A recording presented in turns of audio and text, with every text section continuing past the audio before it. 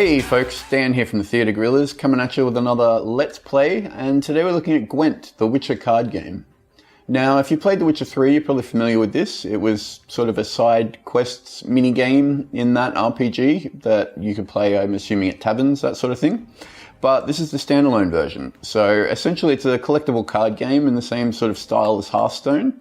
There looks to be indications that it'll probably be a freemium or a free-to-play sort of model, but we'll get into that in a little bit. I think for the time being, I'm going to skip past the tutorial. I've already done that, and we're just going to go into a game, and I'll show you how it sort of plays from there. Alright, so it's always online, and at the moment the cool thing is it's actually got crossplay between the PC and the Xbox betas which are currently running. There will be a beta on PS4 eventually, but I'm assuming there'll be no crossplay between PS4 and Xbox One, unfortunately. But still, being able to play against PC players means that you rarely wait very long to get into a match. So much like Hearthstone, you've got a choice of different characters to play as, and each of them has a unique perk plus sort of a passive style perk. So 2 special abilities. And as distinct from Hearthstone, you can only use these abilities once. So the deck I've been using a lot is the Monsters deck. That allows you to play 1 special card at any time. But I think we'll start off with the Northern Realms, just to get a look at that. And so obviously you can customize your deck. I'll take a quick look at the deck builder later on. Ultimately, I think you get a maximum of 40 cards in your deck, and you gain new cards by getting these loot boxes. But that plays into the whole, what I guess will be the payment model, so we'll look at that in a sec.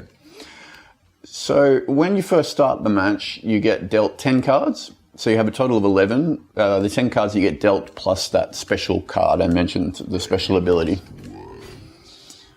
Okay, we're playing a monster deck. So yeah, so we're starting off here. We'll be dealt 10 cards, and you actually get the option to trade in 3 of them. Briefly, there's 2 different main sorts of cards. There's your actual monsters or your units, and then there's special cards, which have like CC effects, that sort of thing. And basically the aim is to get as many of these sort of unit cards on the board as possible and score as many points as you can. I'll show you how that works in a sec. I'm just going to quickly have a look through, see if there's anything I want to switch out. There's not really much there that I want to switch out, so I'm just going to leave it. But like I said, you can redraw 3 cards if you're not happy with anything you've got in your deck. Alright, so it looks like I'm going first. Let's have a look. So yeah, the board is split into 3 sections. You've got melee, ranged, and artillery, I suppose. Okay, I'm just going to play this card. You'll notice some of these unit cards have special abilities. He's hungry like a wolf, apparently. And yeah, so these special abilities will affect different units. So as you can see, these 2 cards have no abilities, so you just play them and then they sit on the board. But I'm going to mess with this guy.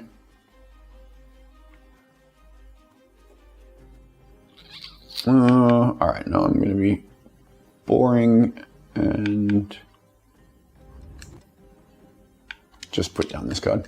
So yeah, so the main aim is, you can see in the top left and the bottom left hand corner, next to our names, there's a number. The aim is at the end of a turn to have the higher number. And you can pass at any time, which brings in a series of unique sort of strategies, because you can deliberately sort of throw around if you think you're going to be stronger in the next 2. So it's a maximum of 3, obviously, best of 3. Okay, so he's just played a boring card.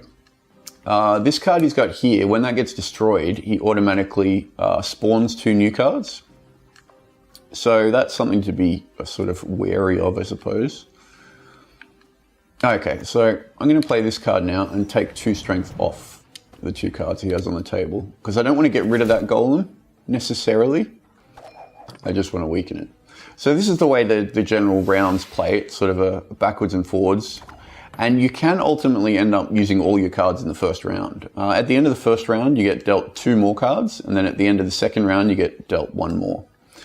So he's playing very sort of cautiously at the moment. So I'm just going to railroad him. So I'm playing a special card that'll add strength to every version of that unit on my side of the battlefield.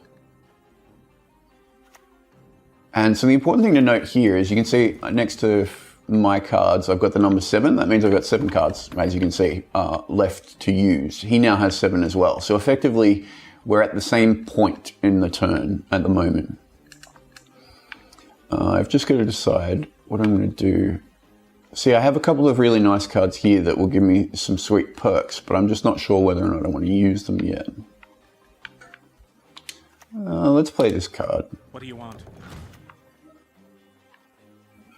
And I'm just going to strengthen up 2 random cards. So as you can see, I'm quickly stacking up the numbers there, but because I'm playing against a monster deck, I'm always apprehensive. There's some pretty cool special cards in the monster deck, which it looks like he's going to play now. Yeah, so that was a card that removed 6 strength, I think, automatically off 1 unit, which is always fun. Okay, I'm sort of running out of non-special cards to use, so just going to go this one and boost up the strength of this other card. So as you can see, we're already working our way through our hands of cards. Oh, okay, that was a good one. I think that removed 2 health off every card in a row. Some of the special cards will affect certain rows, and others will affect individual cards, etc. All right, I'm quickly running out of options here, so I'm just going to lay down. That's just a standard vanilla card. So one thing that concerns me, well, that always sort of annoys me about collectible card games like this, is you really have to grind to get those loot packs I mentioned to be able to build a decent deck. It's often I'll see an enemy come out with a card that I've never encountered before, simply because I don't have enough, money to buy the loot packs to get those cards into my own deck. Which in turn makes it hard to anticipate if you're not familiar with all the possible cards there could be. Okay, so he just played a card that raised the level of every unit in 1 row on his side. Fortunately, I have a card that will automatically destroy the strongest non-gold unit on the battlefield. So there's gold and bronze units. Everything on the battlefield at the moment is a bronze unit. But there's one hero card, Geralt, the Witcher, obviously, and the monster deck can play his special ability, which will also be a gold card. All right. I'm quickly running out of options, so I think he may win this.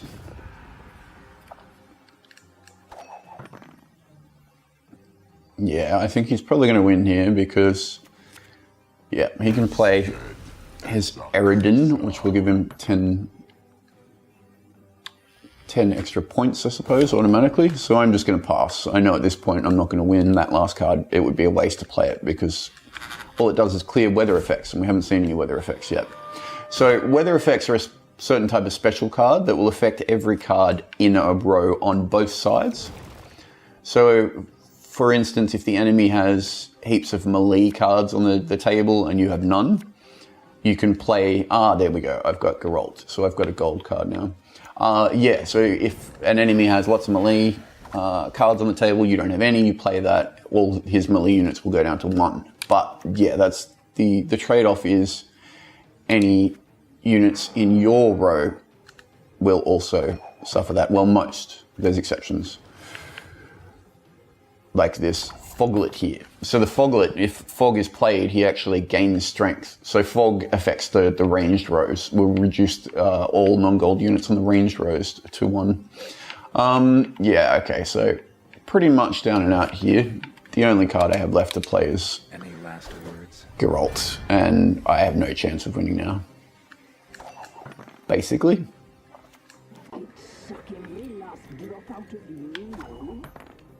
See, that's a card I've never seen before, and like I said, I've been playing quite a bit of Monster, so... And he's won. Alright, well that was a quick and easy way to show you how you fail a match. And quite decisively. Yeah, he won both. Okay, so we'll see the reward screen in a second, but it also gives you the option at the end of each match to send good game to your opponent. If your opponent does the same thing, you get a bonus, which is nice, but it's not really much anyway. Yeah, 5 scraps. So what we'll do now is, I do want to show you another round, but first we'll go into the shop and I'll show you what I mean about these microtransactions and why I think it's probably going to be a free-to-play title. So at the moment, the only thing available in the shop... Yes, indeed. The only thing in the shop at the moment, if that troll stops farting, is a card keg. And this will effectively give you 5 new cards. Silence, fiend. Now you'll notice in the top right-hand corner too, there seems to be 2 currencies and the barrel icon. The barrel icon is your card keg. So I actually have one available at the moment, so I'm going to open that. But next to my name is your ore, which mine is currently at 175, and then there's some coloured flags. I haven't seen them used yet, so I feel like they may be some sort of premium currency that you might be able to buy with real world money. Anyway, I'll show you what's inside a card keg. So yeah, so you get 5 ore for a good game, and I think you get 25 for a win, and bonuses when you level up. So effectively, you could get a loot keg every 4 rounds, assuming you won every round. Anyway, so all right, so here's our first 4 cards, and as you can see, they're color coded. So the red are for the monster deck. That's good because in that deck I already have a couple of those, so I'll add that, and that'd be neat. But anyway, the purple I think, yeah, was the Northern Reaches, the ones we just played. Or no, wait, maybe blue's Northern Reaches. Either way, the cards are color-coded to your certain faction or your hero. So, yeah, I mean, they look fine, I guess. So you got the 4, I guess you'd say, common cards, and then you have a 5th rare card, but you have a choice of picking which one you want to take here. So, there's another Wild Hunt Rider. Now, I did get one in that last loot pack, in the same loot pack, sorry, so I could actually add 2 to my deck at this point, which I think I might do. And yeah, so you discard the other 2. So there's the 5 total that I've just received. So yeah, so 5 cards per loot keg. It seems like it would take quite some time to get a decent sort of deck going. I've got enough to... Let's open another deck, why not? As you can see at the moment, they're only worth ore, but yeah, I have a strong suspicion there'll be a premium currency. All right, let's see what's in this one. So a processing transaction in the bottom right-hand corner there. So... All right, so we've got 2 greens, and I think that's for the chick character. That's quite a neat card. I probably want to show you that because I want to play some monster after this. And then we've got a couple for the Northern Reaches of blue, I think. And okay, so here's our choice card.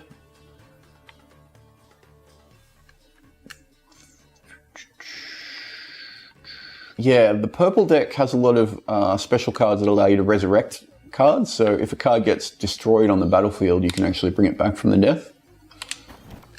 I'm going to pick that one for now. Okay, so that's enough of the shop. That's currently, like I said, that's all that's in the shop. We'll go into the deck builder quickly because I want to update my monster deck with those 2 cards that I just received. This is pretty straightforward. It's not complicated stuff. You get a layout of the table with the different units you have in each sort of section, and then you list the special cards. Down the bottom, you have the cards that you still have that you haven't added to the deck. Now you can see in the top left-hand corner, I've got the total, the maximum amount of cards, which is 40. So to get these into my deck, these Wild Hunt Riders, I'm gonna have to remove something. Well, you know what? Oh, yeah. I was just thinking, yeah, you have to get it into the deck. I was actually going to leave them out, but I definitely want to get them into my deck so that if I do happen to pull one of those cards, it will automatically play every single one that I have in the deck, which is really neat. Okay. Oh, sorry, I've got all the Wild Riders. All right, I'll put that one back. And yeah, so as you can see, you can go through all the cards you've got. Just seeing if there's any others that jumped out at me. Yeah, so far the only hero card, quote unquote hero card I've seen is Geralt. Like I said, he's a gold card and he seems to be able to be used in any deck. I have seen splash screens while it's loading indicating that there are others, but I can't say I've seen many. Alright, so that's a deck builder. Yeah, like I said, pretty straightforward. Let's jump into one more match. And I'm going to play the monsters deck.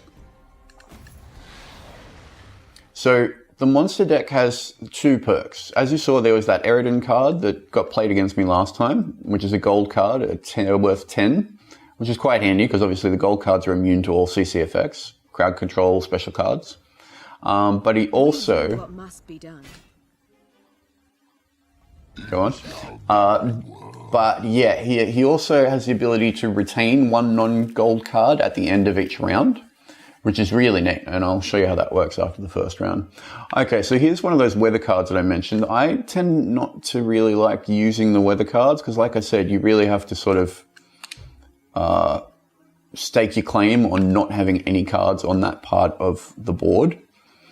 So I'm just going to quickly go through and replace a couple of cards that I tend not to use if they're in my deck.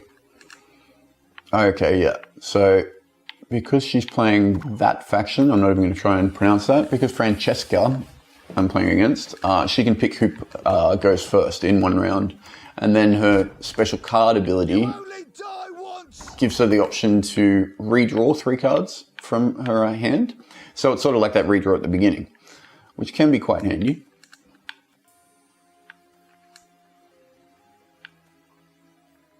Okay, this is another one like that Hunter that I wanted to add to the deck, because this one does the same thing.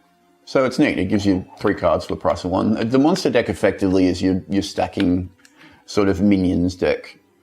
Have strength. The problem is it's very susceptible to characters like Francesca that have a lot of special abilities. Alright, I'm just going to clear skies. Clear skies removes any weather effects on the field and returns all the units there back to their original point value. I just realized, yeah, so this Hawker support is really annoying. Anytime a special card is used, it gains 3 strength. So I'm going to wipe off some of that and try and get rid of that card as soon as possible. Yeah, so in the next round I can get rid of that. I think I will.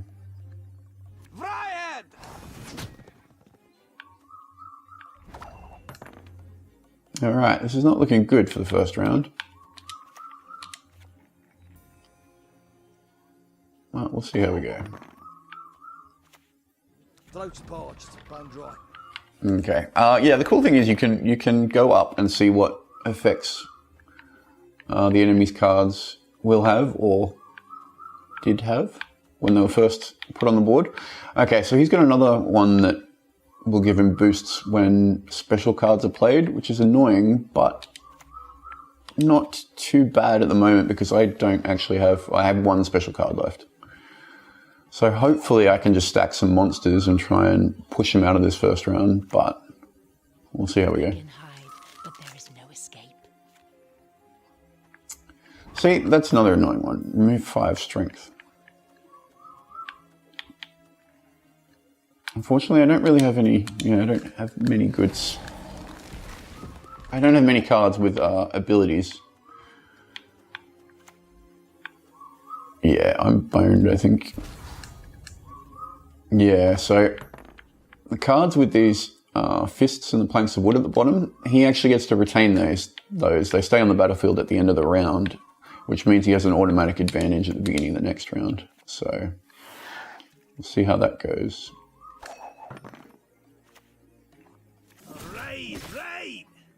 Like I said, these matches often tend to come down to the wire in the first round. And then it's sort of potluck as to who wins the next 2. Oh, my little lay.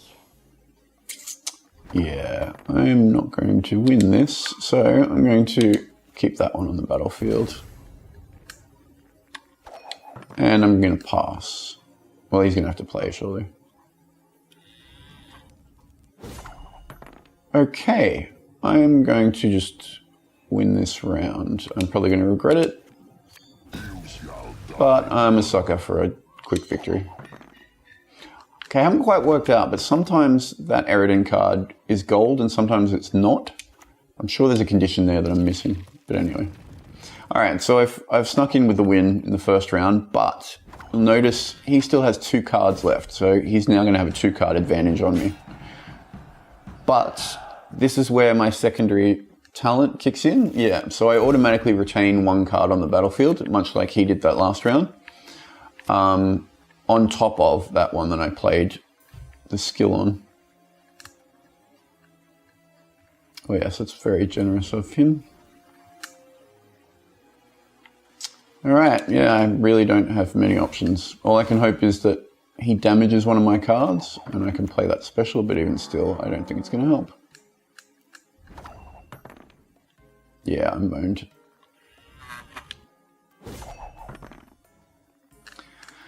All right, well, looks like this is going to be another loss. I'm not going to make excuses. I'm not very good at this. I'm not a big fan of these kind of games in general, but I suppose for a bit of... there we go, so I kept that card again.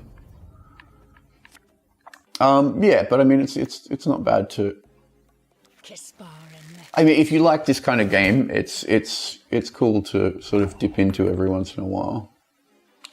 You know, you can just turn it on, play a couple of matches, and then go back to whatever you're doing. Yeah, like I mentioned, for me, like the real sticking point is the amount of time you have to put in to build a good deck. I hate portals.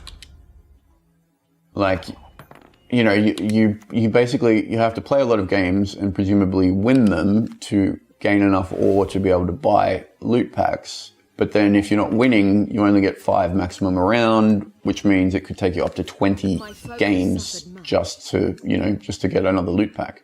And then bearing in mind the loot pack only gives you 5 cards, many of those are going to be faction specific. You know, it makes it really sort of tedious to try and build a decent roster of cards. And there we go. So I've lost that. Elven blood. Yeah, so I don't know. I would say this isn't my kind of game. For what it is, it works really well. You know, I think all the systems are instituted quite sensibly. Like I said, it's probably going to be free to play. If you're a fan of The Witcher or this kind of collectible card game, you know, you'll probably dig it. It's probably the closest you're going to get to Hearthstone on consoles too, because it doesn't look like Blizzard's ever going to port that over. So, you know, this is a fair replacement, I think. It remains to be seen too whether or not there'll be a single player sort of element to it, like Hearthstone. So far, there's no indications of that. It seems like it'll just be, well, the beta is just multiplayer. So we'll see how that goes. But I think that's going to be about it for me. Yeah. So that's Gwent, the Witcher card game. If you like collectible card games, give it a look. It's in open beta on PC and Xbox One at the moment, and PS4 is coming soon.